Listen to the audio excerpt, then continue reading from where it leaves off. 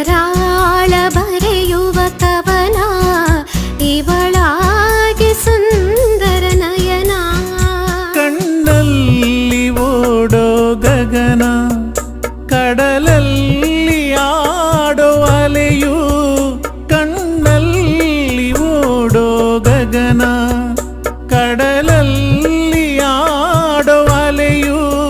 ನಿನ್ನ ಮೋಹರಾಗ ತಾಣ ನಿನಗಾಗಿ ಹೇಳುವೇದ. ಚಂದಕ್ಕಿಂತ ಸುಂದರಿ ಇವಳು, ಇಂದ್ರಲೋಕ ಕಿನ್ನರಿ ಮಗಳು. ಅಂತರಂಗ